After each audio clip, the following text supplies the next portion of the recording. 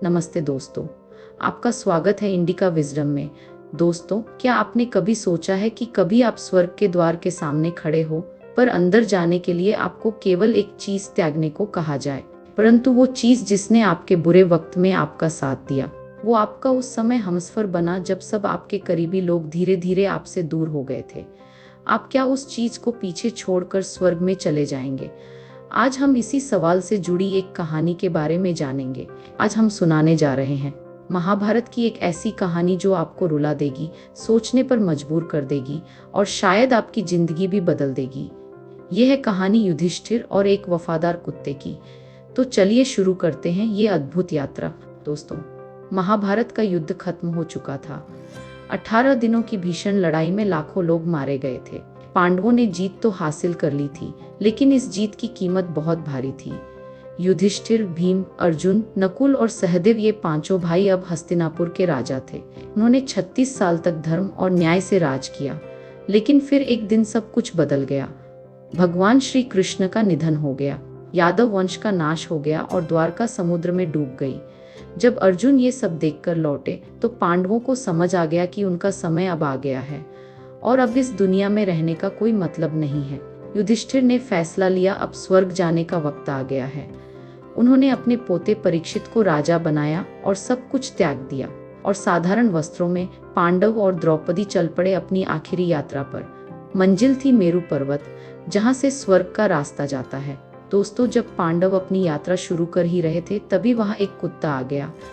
एक साधारण दुबला पतला कुत्ता।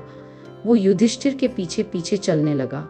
युधिष्ठिर ने उसे भगाने की कोशिश की, लेकिन कुत्ता नहीं गया।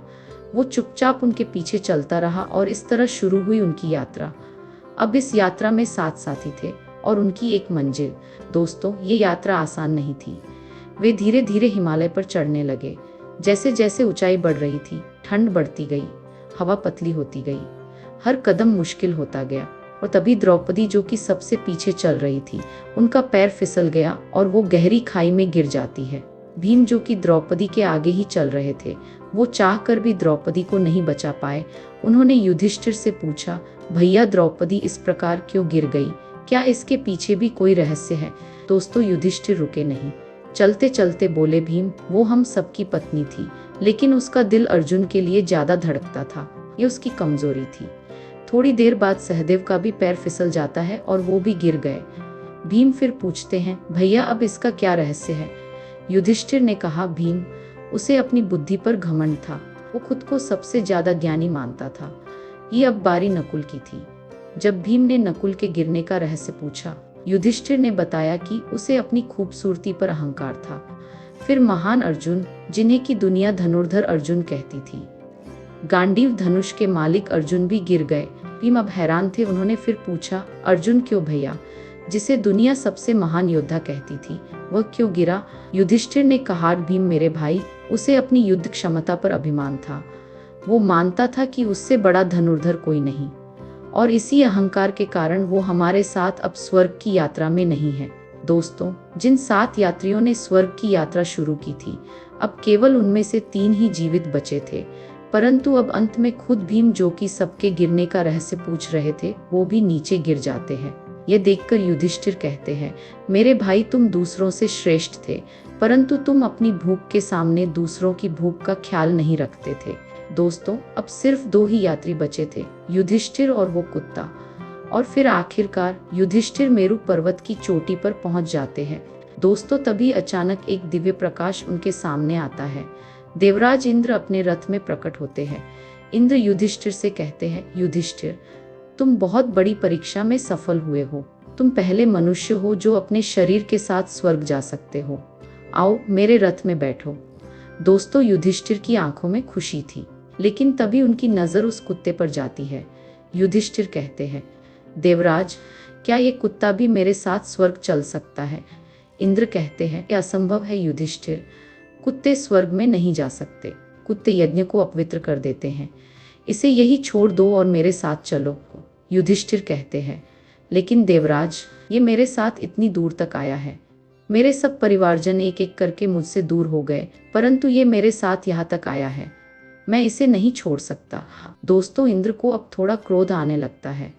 वो कहते हैं, युधिष्ठिर, तुमने अपने भाइयों को छोड़ दिया, अपनी पत्नी को छोड़ दिया, क्या तुम अब एक कुत्ते के लिए स्वर्ग छोड़ोगे? दोस्तों, युधिष्ठिर कहते हैं, देवराज, मैंने अपने परिवार को नहीं छोड़ा। वे सब उनके कर्मों और अहंकार के कारण यहाँ तक नहीं पहुँच पाए और रास्ते में ही मृत्यु को प्राप्त हुए। मैं उन्हें बचा नहीं सकता था, लेकिन ये कुत्ता तो जीवित है। इसने मुझ पर भरोसा किया, मेरी शरण ली, मैं इसे नहीं छोड़ सकता। एक भक्त को छोड़ना, एक शरणागत को छोड़ना, ये स्त्री हत्या जितना बड़ा पाप है, ब्राह्मण को लूटने जितना बड़ा पाप है। दोस्तों, युधिष्ठिर आगे कहते हैं कि अगर स्वर्ग में इस वफादार प्राणी की जगह नहीं है तो मुझे भी वो स्वर्ग नहीं चाहिए। युधिष्ठिर वापस मुड़ जाते हैं और स्वर्ग के द्वार से दूर जाने लगते हैं, लेकिन तभी एक चमत्कार होता है। वो कुत्ता अचानक बदलने लगा और वहां खड़े थे स्वयं यमराज, जो कि युधिष्ठिर के पिता भी माने जाते थे। दोस्तों, यमराज युधिष्ठिर से कहते हैं, पुत्र युधिष्ठिर, तुम अपनी अंतिम परीक्षा में सफल हुए। मैं ही उस कुत्ते का रूप रख कर आया था। मैं तुम्हारी परीक्षा ले रहा था। तुमने स्वर्ग को ठुकरा दिया, लेकिन एक निर्बल प्राणी को नहीं छोड़ा। तुमने निस्वार्थता दिखाई, करुणा दिखाई, धर्म दिखाया। इंद्र मुस्कुराए, सभी देवता प्रकट हुए। इंद्र अब आगे कहते हैं, युधिष्ठिर, तुम सबसे महान हो, तुम्हारे जैसा धर्मात्मा कोई नहीं। पाओ, स्वर्ग में तुम्हारा स्वागत है। और दोस्तों, इस तरह युधिष्ठिर स्वर्ग गए, लेकिन सबसे बड़ी बात यह थी कि अपना उन्होंने धर्म नहीं छोड़ा, वफादारी नहीं छोड़ी, करुणा नहीं छोड़ी। दोस्तों, ये कहानी सिर्फ एक कहानी नहीं है, ये हमारी जिंदगी का आईना है। आज के दौर में हम इस कहानी से क्या सीख सकते हैं? युधिष्ठिर ने हमें सिखाया कि वफादारी सिर्फ तब तक नहीं है जब तक फायदा हो। वफादारी तब है जब मुश्किल में भी साथ रहें। आज के युग में रिलेशनशिप्स डिस्पोजेबल बन गए हैं, लेकिन याद रखो, जो मुश्किल में साथ दे, हमें उसकी कद्र करनी चाहिए। दोस्तों, दूसरी चीज जो हमें इस कहानी से सीखने को मिलती है वो है करुणा। एक निर्बल प्राणी के लिए स्वर्ग छोड़ना, यह है असली करुणा। आज हम सोशल मीडिया पर तो ह्यूमैनिटी दिखाते हैं, लेकिन क्या हम असल जिंदगी में ऐसा करते हैं? या हम जो कमजोर है, जो हमारे काम का नहीं, उसे इग्नोर कर देते हैं? युधिष्ठिर ने सिखाया कि हर जीव की कीमत है। दोस्तों, अगली बात जो हमने इस कहानी में देखी वो है कि अहंकार हमारा सबसे बड़ा दुश्मन है। हमने देखा कि कैसे द्रौपदी, अर्जुन, भीम, नकुल, सहदेव सब एक एक करके अपने अहंकार की वजह से गिर जाते हैं। आज हम अपनी ब्यूटी, इंटेलिजेंस, स्किल्स पर इतना घमंड करते हैं, लेकिन हमें याद रखना चाहिए कि ये सब टेम्पररी है। धर्म, करुणा, विनम्रता, यही परमानेंट है।